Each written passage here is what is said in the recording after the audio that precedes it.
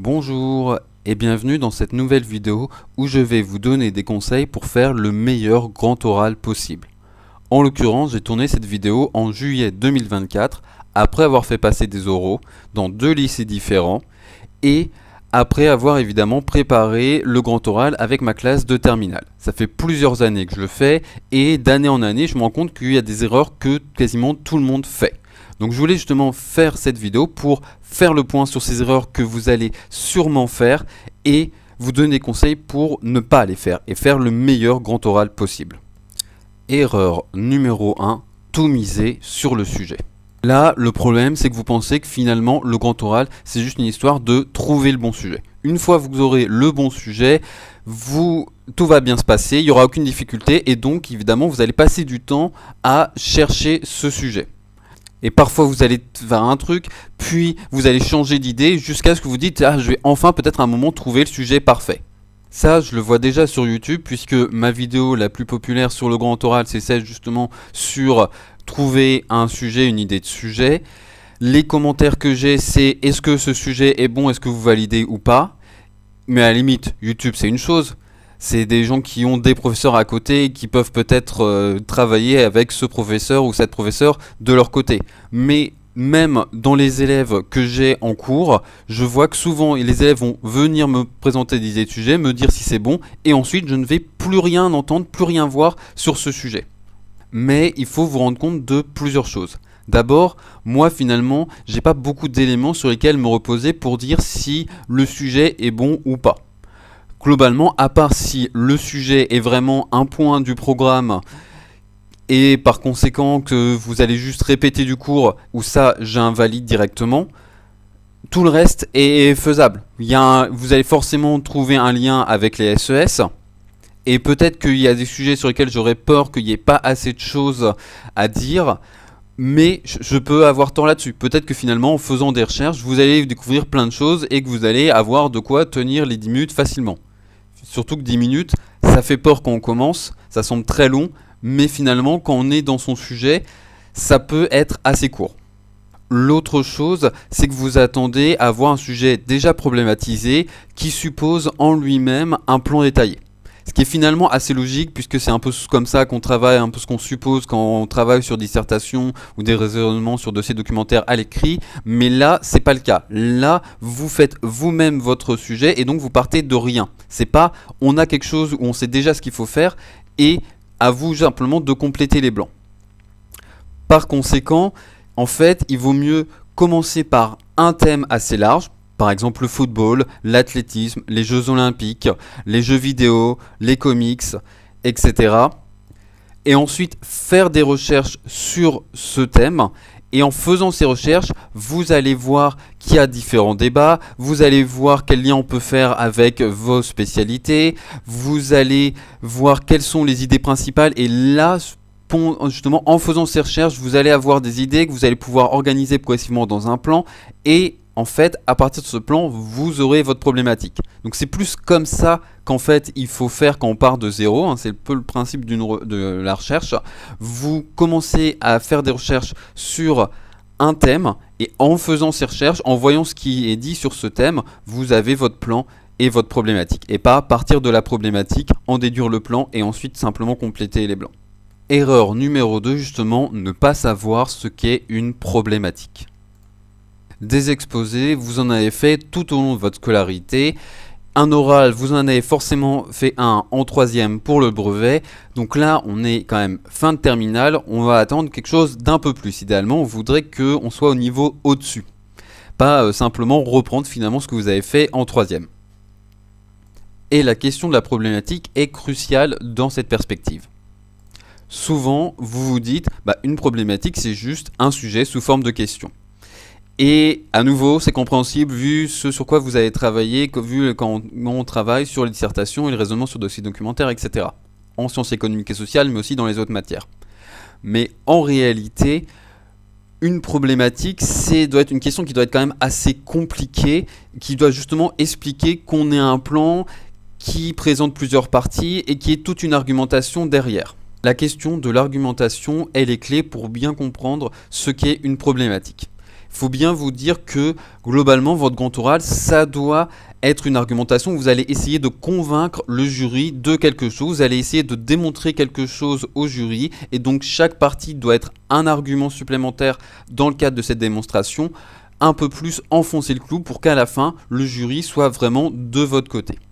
Et donc la problématique, c'est un peu justement cette idée que vous voulez démontrer. Vous commencez par le faire sous forme de questions, en effet, pour finalement retracer aussi votre recherche et aussi partir du jury qui, a priori, n'a pas d'idée là-dessus. Et en fait, on part de la question qui est donc assez ouverte et on part finalement un peu de zéro.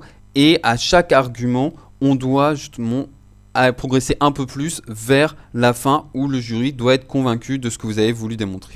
Je ne suis pas sûr d'être très clair et donc pour mieux vous expliquer, je vais vous donner des exemples de ce qu'il ne faut pas faire.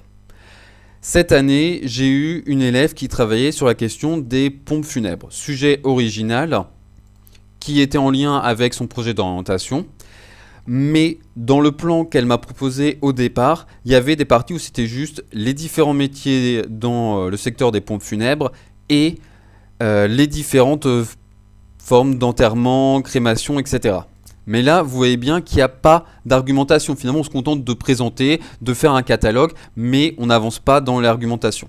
Même chose, il y a une autre élève qui a travaillé sur le harcèlement scolaire et il y avait une partie où elle se contentait de présenter les différentes formes de harcèlement. À nouveau, on n'avance pas dans l'argumentation, on fait juste du catalogue. Et ça, c'est quelque chose qu'on ne veut pas. Vous ne le faites pas dans votre grand oral. Attention, il y a une erreur surtout qui est capitale. Bon, ok, c'est pas vraiment en lien avec le grand oral, mais quand même. L'erreur, ce serait de ne pas vous abonner à ma chaîne, de ne pas laisser de like et de commentaires. Donc, vous avez le pouvoir de corriger cette erreur tout de suite. Faites-le, abonnez-vous, laissez un like, laissez un commentaire ne serait-ce que pour dire que vous appréciez cette vidéo. Et ok, je reprends le reste de la vidéo. Erreur numéro 3, ne pas bien faire le lien avec le cours. Cette erreur, en réalité, en contient deux. La première, c'est oublier tout simplement de faire un lien avec le cours. Vous êtes parti sur votre sujet, vous dites bon bah oui, mon sujet a un lien avec ma spécialité et donc je n'ai pas besoin dans mon développement de faire ce lien plus explicitement. Et parfois en réalité le lien que vous voyez avec la spécialité d'ailleurs est très faible. Vous dites il y a des dates donc c'est bon, c'est de l'histoire, il y a des chiffres donc c'est bon, c'est des mathématiques, je parle d'un phénomène social ou à un moment je parle d'argent donc ça a forcément un lien avec les sciences économiques et sociales. Non, c'est pas suffisant. Il faut qu'il y ait un lien déjà très clair avec le programme de première et ou de terminale. Alors en SES notamment, on peut être assez large, mais il faut quand même que quand on vous pose la question, on vous dise à quel chapitre vous reliez ça, vous soyez capable de répondre. Ça, je le dis plusieurs fois. Mais il faut aussi que, à l'intérieur de votre développement, vous faites référence au cours, vous placez quelques notions pour montrer qu'on est quand même bien dans un travail en lien avec votre spécialité. Ce problème, il se pose à mes yeux notamment quand vous faites un sujet croisé où vous mélangez vos deux spécialités. Parce qu'il y a un risque que finalement vous faites ça parce que vous êtes notamment un peu plus faible sur une spécialité et ça peut se comprendre et vous vous dites bon bah finalement je vais en fait avoir deux sujets en lien avec la spécialité sur laquelle je suis plus fort et c'est pas grave pour l'autre spécialité, elle sera là sur le papier mais en réalité quand je ferai ma présentation elle n'existera pas. Et comme ça je ne serai pas mise en difficulté. Le problème c'est que vous vous rendez bien compte que pour la personne du jury qui représente cette spécialité, quand vous tombez là-dessus, elle se dit finalement, moi, je suis censé être le prof expert, mais il n'y a rien sur lequel je peux vraiment évaluer en tant que prof expert. Je suis mis dans la même position qu'un prof candide parce qu'il n'y a pas de lien avec ma spécialité. Et ça, c'est quelque chose que j'ai vu même avec des élèves qui me semblent avoir un bon niveau, qui faisaient un très bon travail, qui venaient de lycée avec une très bonne réputation, très favorisés, mais qui finalement, en l'occurrence, c'était des personnes qui avaient AGGSP et SES, qui avaient donc un sujet pur AGGSP et un sujet AGGSP SES. Mais en réalité, dans ce sujet AGGSP SES, il y avait finalement que de l'histoire. Et on me disait, oui, il y a un peu de SES, parce qu'à un moment, j'ai cité un taux de chômage. Donc là, moi, forcément, j'étais pas satisfait de me dire, en réalité, il n'y a rien en lien avec les SES dans ce travail. On a caché complètement les SES et on a fait croire qu'il y en avait alors qu'en réalité il n'y en a pas. Et donc même si le travail était très bon, notamment pour la partie AGGSP, et donc on aurait pu aller vraiment sur d'excellentes notes. On a enlevé, je pense, au moins peut-être parfois 5 points, et encore à mes yeux on aurait pu aller encore plus bas, on enlevait encore plus de points, parce que en réalité, il n'y avait pas la partie SES, il y avait une spécialité qui n'était pas représentée, et si l'autre sujet était un sujet pur SES, bon on va se dire c'est pas très grave que dans ce sujet qui s'annonce hybride, vous ayez en réalité surtout des AGGSP, parce que finalement c'est surtout c'est la représentation des AGGSP et les SES sont dans l'autre sujet, mais là c'était pas le cas. Donc faites attention à ça. L'autre problème, c'est une fois que vous avez compris qu'il fallait faire un lien avec le cours, en réalité vous ne voyez pas comment bien le faire. Et donc vous allez copier des passages du cours, des définitions, etc. Vous allez les coller dans votre développement, mais en réalité, en le lisant et encore plus en le présentant à l'oral, on va voir que c'est très artificiel, que vous vous contentez finalement de répondre à une exigence qui est posée de l'extérieur, mais que ça n'a pas vraiment de place dans votre argumentation. Donc évidemment, il faut réfléchir à quel passage du cours vous allez mettre, mais aussi penser aux transitions pour qu'on voit bien finalement quand ce passage du cours apparaît, qu'il n'apparaît pas pour rien, mais qu'il apparaît parce que ça fait un sens, parce que vous venez de parler d'une notion dont vous la définissez, parce que ce dont vous parlez, ça illustre en fait justement une notion du cours. Voilà, il faut bien penser aux transitions pour que ce passage du cours que vous mettez dans votre développement, quand vous le présentez, ça ait du sens, tout ça soit fluide et pas artificiel. Erreur numéro 4, ne pas maîtriser ce que l'on dit. Là, pour le coup, c'est un problème qui ne concerne pas spécialement le cours, ça peut concerner le cours, mais ça va surtout concerner les recherches que vous faites sur votre sujet. En fait, quand vous faites vos recherches, vous allez organiser vos idées et vous allez un peu vous contenter de ça. Il y a des choses que finalement vous allez reprendre sans les comprendre. Vous dites, ouais, je pense vaguement les comprendre, mais dès qu'on vous pose une question qui est assez élémentaire, on vous demande juste d'expliquer ce dont vous venez de parler, vous allez être incapable de répondre. Donc ça, c'est un peu normal.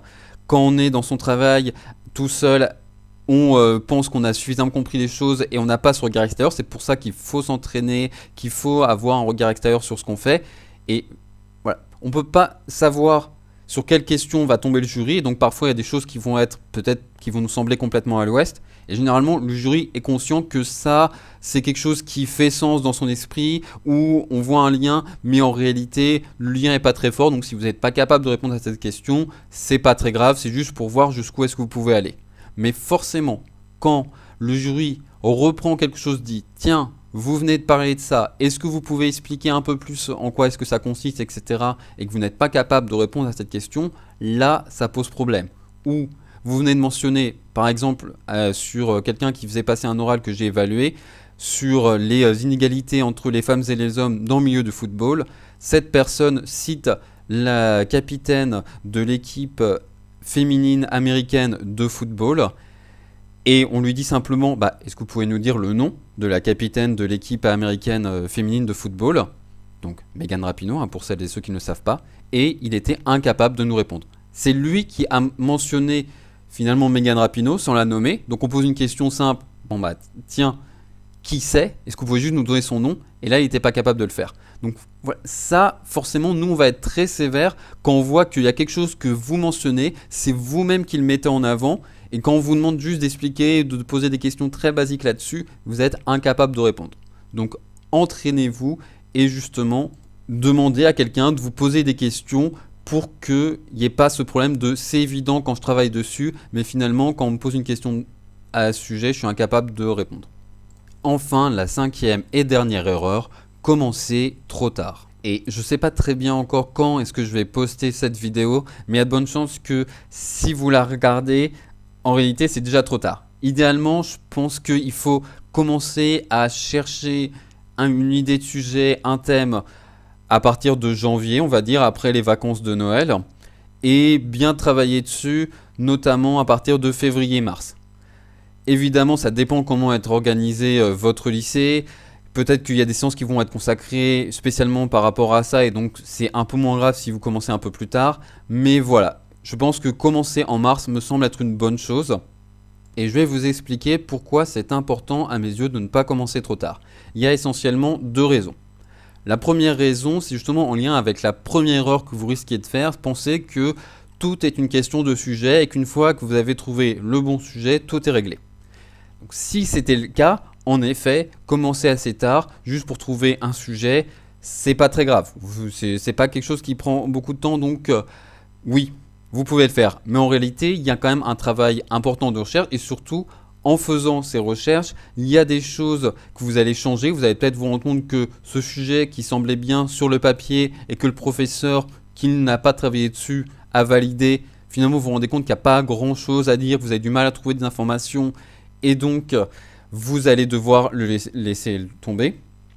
Et si vous aviez beaucoup de temps, vous auriez justement plus de temps pour faire ces recherches et peut-être avoir assez d'éléments pour continuer sur ce sujet, mais là c'est pas le cas. Peut-être qu'aussi en faisant ces recherches, vous allez changer votre problématique, changer votre plan, etc. Mais si vous commencez trop tard, vous ne pourrez pas faire ces corrections et vous allez vous retrouver à quelque chose où vous allez vous rendre compte et surtout votre professeur va se rendre compte que ça ne tient pas la route, c'est très bancal, mais c'est trop tard pour le changer. Donc il faut continuer avec ça. Deuxième raison, qui est un peu en fait une erreur numéro 6, c'est oublier que le grand oral, c'est une épreuve orale. Ça semble évident quand on le dit comme ça semble être assez idiot, mais en réalité, souvent vous allez vous dire, bon bah, je fais mon travail à l'écrit, je fais mes recherches, etc. J'apprends par cœur et je ne travaille pas l'oral. Or, c'est aussi quelque chose qui se travaille. Alors certes, ça peut être un peu plus difficile à préparer spécifiquement et ça va peut-être dépendre plus de vos compétences naturelles, mais c'est quand même quelque chose sur lequel vous pouvez vous préparer, sur lequel vous pouvez travailler pour justement être convaincant, être dynamique, pouvoir aussi faire face à des hésitations, des moments où vous oubliez votre texte.